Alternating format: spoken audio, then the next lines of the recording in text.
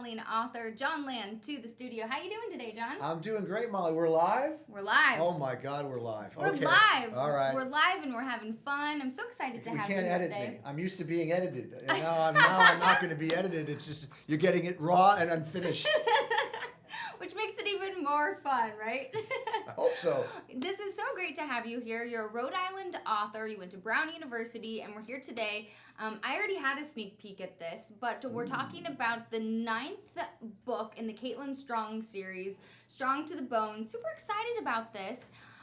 So again, this is the 9th book. You've written over 25 novels. I'm over 40 now. You're over 40. Okay, so my age. I'm also over 40 in age. Who would have thunk it? You know. You got to update your website. I know. I'm not good with that. You know, that's why I refer people other places. Yeah.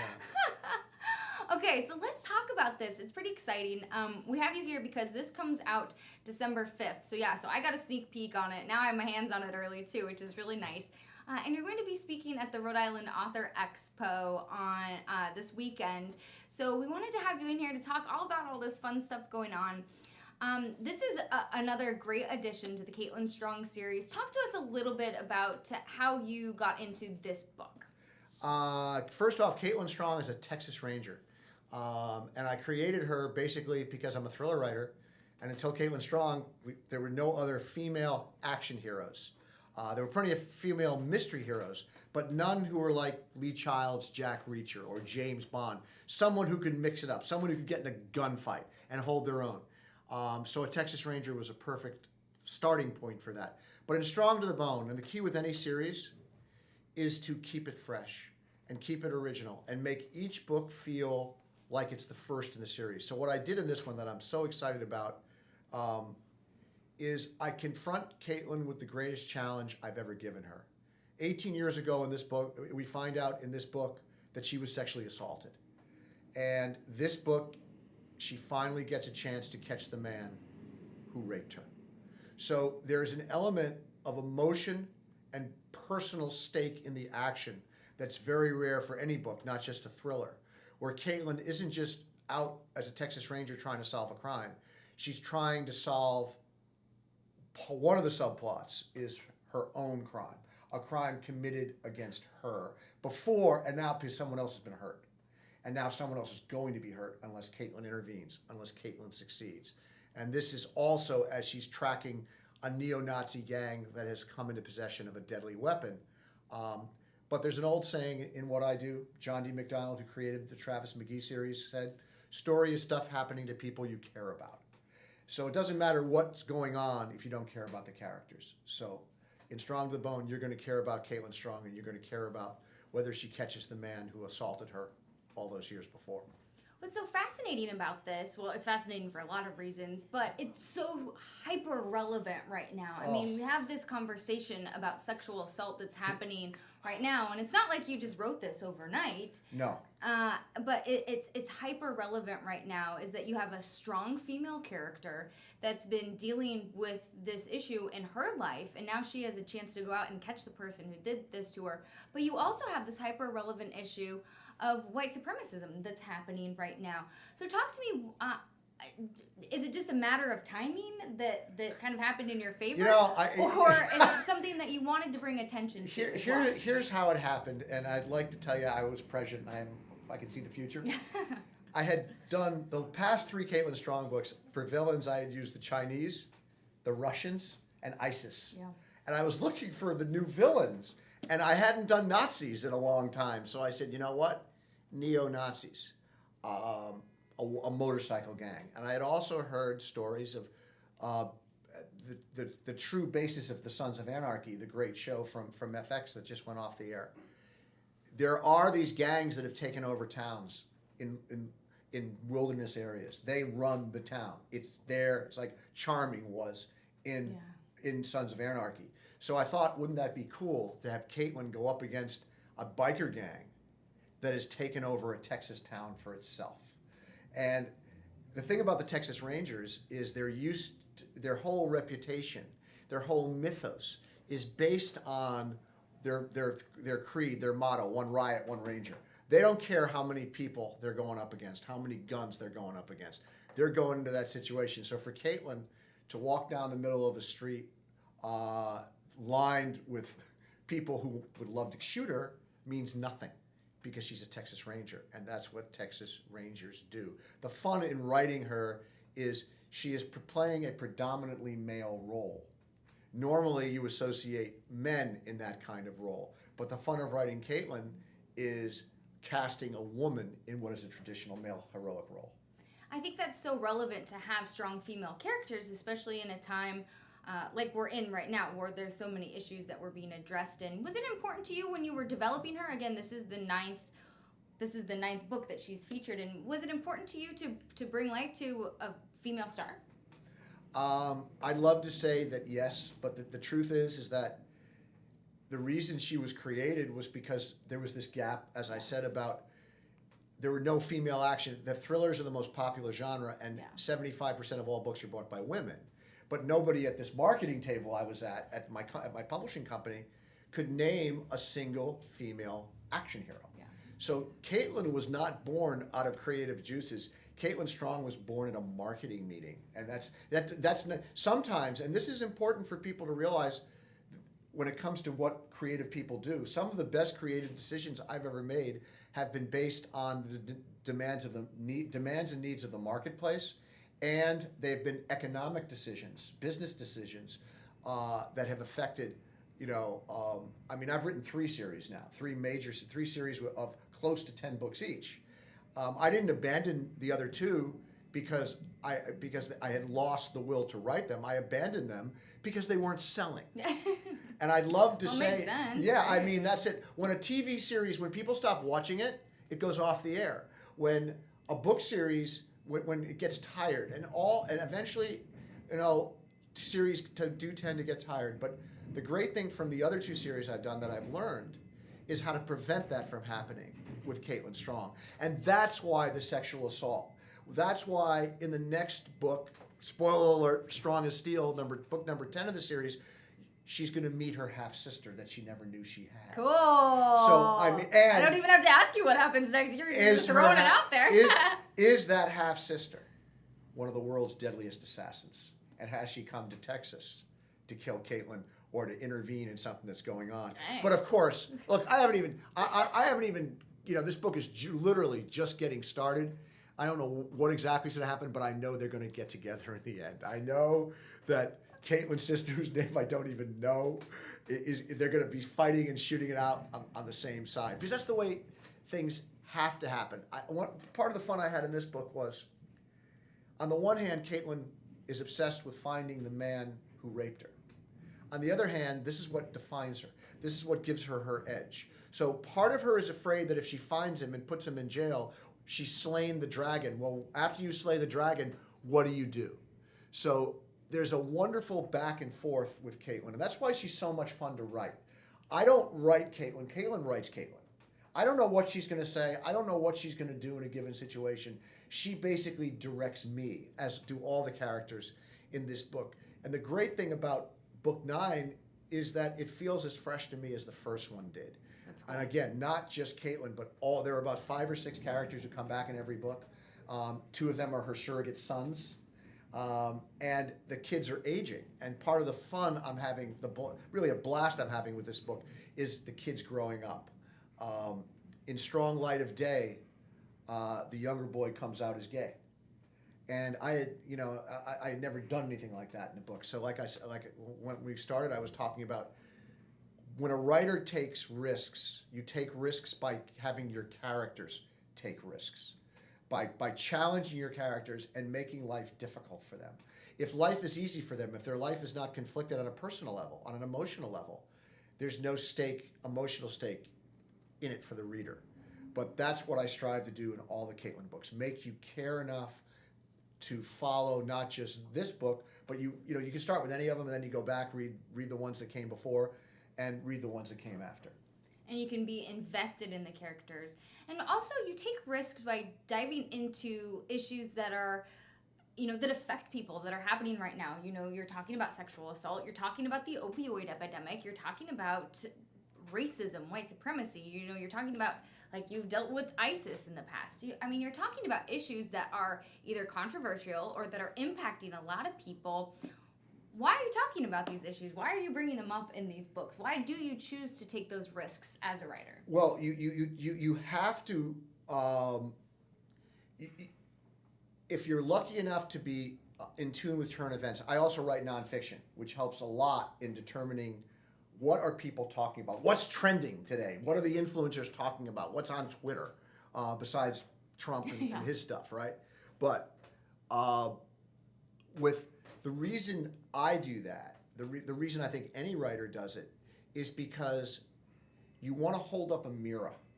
What a great thriller or a great novel, a great book does is it holds up a mirror and says, "This is the world as I see it. This is what it looks like, and this is how I'm going to deal with it." So you want to deal with stuff that is contemporary, that people can relate to. Whether it's I've done subplots of economic tragedies based on the recession in 2009, 2010, stuff people can relate to. In another series, I did this. I brought back Blaine McCracken. I had done 9 books, and I had to stop writing him, and I was driven to bring him back in Pandora's Temple. This goes back to 2011, because so many of my friends who are in my age group, we're all closing in. If you've graduated Brown in '79, you're in your late 50s, early 60s. They were all losing their jobs. Yeah. They were. Here it is. They thought they were about ready to retire, and now they have to find another job. And I said, "What's that like?" And the struggle for relevance. So I brought back a 60-year-old action hero from Vietnam, and it was a risk, because would people buy that a 60-year-old guy could still be an action hero? Because I wasn't going to age him down and cheat. I wanted to make it legitimate. That's what I said about Caitlin Strong. One of the great things about having the kids involved is that every book is a year later or 6 months later.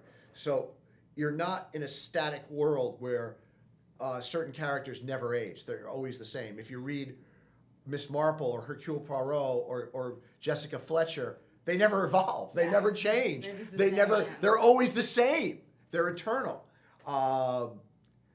Spencer. I mean, Robert Parker said the biggest mistake he wrote when he started the Spencer novels was making Spencer a Korean War vet, because by the time right before he died, he had said, Spencer's 85 now. I don't know what I'm doing.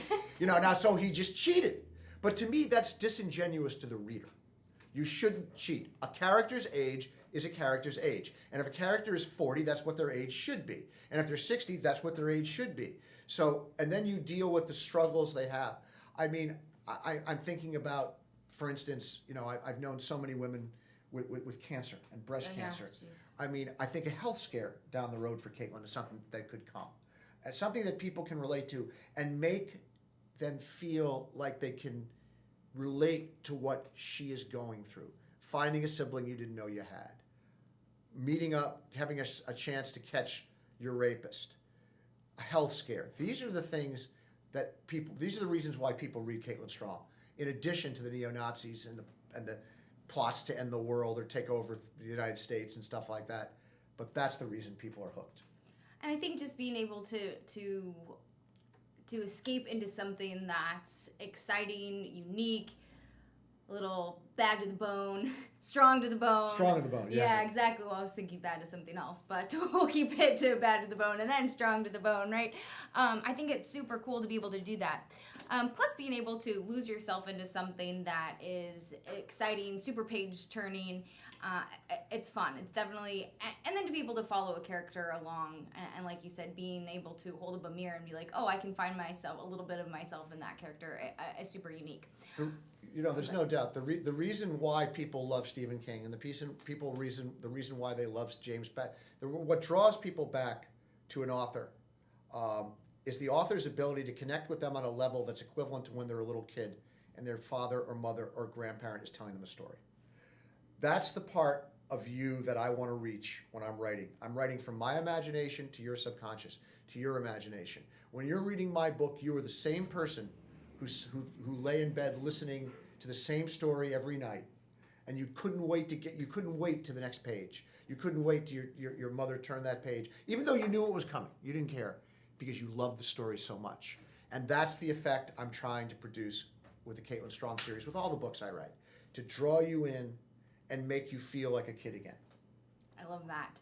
let's talk a little bit about what's happening this weekend. So you're local. You're Rhode Island I author, am. which we love. We love supporting Rhode Island authors. I am Rhode Island. I am the greatest selling author in the history of Rhode Island, but I am also the worst selling author in the history of Rhode Island. Well, we'll And- give you a high five for that too. The reason for that Okay, is, let's as explain you this. may know, a lot books are sold on consignment, so they're returnable. So the more books you have in print, the more books you sell, the more books normally get People returned. return books? So, well, stores return books that don't get sold. Really? So you've got 50 books in a store and 30 sell, which is very successful. The other 20 go back. Really? So when I say I'm the greatest Rhode Island-born author, the biggest selling Rhode Island-born author of all time, it's true. But by that token, I'm also the worst selling. I've had more books returned. So it's a double-edged sword, in other words, Molly. A double-edged sword. So yeah, the Rhode Island Expo is tomorrow, though. I find that fascinating. The more that I do this show and the more people that I speak with, whether they're writers, authors, publishers, or all of the above, the more that I learn about the industry, and I find it fascinating. And you know what? The more it intrigues me to push my writing skills of my own and find things that I'm interested in. You'll be a Rhode Island author, too. I've kind of started it. I like that. I've always wanted to write a We children's could use book. Yeah, I've always wanted that, so I kind of maybe push that away and might work on something that has to do with involving pictures and that kind of thing. Then so. you could come to the Rhode Island Author Expo. Exactly. Like tomorrow. I could. Well, I have plans tomorrow, but I might be coming to that. I don't know. But Down the anyway, road. but you're gonna be there. I'll be there. So talk to me just a little bit about your involvement in that and what you're gonna be doing. Well, my involvement is I'm lucky enough to be included, and Steve Porter is the founder of Steve and Dawn Porter are the founders of Rhode Island Authors Association, and I got to tell you, it's a wonderful group, and it's a camaraderie of people, very talented people, and some have not succeeded in traditional publishing. Others have chosen to do it their own way, to self-publish and promote, and it's a very positive day. It's a great day. Even if you don't come to buy anything, you're just walking around and meeting these people, when it's one thing to set up a kiosk and sell somebody's soap or sell somebody's, line of supplements. You see this all the time. Yeah, in yeah. malls. Just sell a cell phone. You're a and- cell phone salesman or jewelry repair. You're doing something. But to sit there for 4 or 5 hours tomorrow at Rhodes and the Patuxent over the weekend, and to actually sell what you've created, not to talk about not a product that you're pushing because somebody's paying you to push it, but to talk about something passionately because you created it on your own. It's very special, and these are. I'm so glad I've met so many nice people through this association, and thank to Steve because they have regular meetings. And the way I look at what the Rhode Island Authors Expo is, it is a way that helps Rhode Island dreams come true. The dreams of Rhode Islanders come true. Because it's one thing to be a published author, it's another thing to be able to display what you've done at Rhodes on the Patuxent, one of our state's greatest venues, for thousands of people. Last year, I think there were 5,000 people who came, something like that. Plenty of room. There's parking there. Parking's everywhere, so it's not hard. But it's a little humbling for me, and I'll tell you why. Because people come up to me, and I'm where they want to be, but there are so many authors who are where I want to be. Yeah. So it's humbling because it makes me feel very lucky to be where I am, but also keeping the awareness that I'm not where I want to be. And here's the great thing about being in the creative field. I'm 60 years old and I'm still talking about dreams and goals. Because when you're creative and you're writing books, you're making movies, you're painting, you're sculpting, that is, again, the child in you. It never gets old. You're always reaching for more. You're always thinking. And the great thing, again, about the Rhode Island Authors Expo and the association that Steve Porter has founded is it gives writers the opportunity to find community, to share their experiences, and in the case of tomorrow, to actually share their work, to actually say, and you know what? When you're selling your books, when you're out there, you're not relying on Barnes and Noble. You're not just behind a table and there's somebody else's books. Those are their books. They paid to have those books created, and it's a great opportunity. But when you go there and you're talking to someone, it's kind of like they're talking about their children. Oh, Let me tell you about my book. Because they created this out of a labor of love. And here's the great thing. It's not just thrillers tomorrow. You got some science fiction. You got some great fantasy series, a la Game of Thrones. There's some great women's fiction authors in Rhode Island that very few people know about. It's also great. There's so many. I know so many of your audience are probably writers or want to be writers. Mm-hmm. Such a great experience. Don't bring money. Don't bring credit cards. Just come to talk to people. Come to talk to people and get excited about the process of writing and about finishing the process by absorbing what's there tomorrow. Which I think is so cool, and it gives so many people the opportunity to get involved, get excited just about the literary word and world in general. And there's a bar. Oh, well, yeah. The Roads on the Patuxent has better. A bar. Grab a glass of wine. Writer's bar. Is there it's a so connection? Poetic in general. It's like, it's like. I really love that. And take your kids too, like especially if you have teenagers that are interested in the writing world or reading. I think it's a really incredible opportunity. So, Jon Land, thank you so much for joining us. The new book, it goes on sale Tuesday, December 5th. Strong to the Bone, the 9th in the Caitlin Strong series, and already the next one is in the works. You got a sneak preview of what it's about here. Yes, I already gave away everything. You don't even have to buy it. Not everything. Not everything. I can't help it. I hope you'll come back. Anytime. Will you come back? Okay. I live very far away, a whole mile. I know. Okay, even better. All right, everyone, please hang tight with us here on Go Local Live as we get set up for our next guest.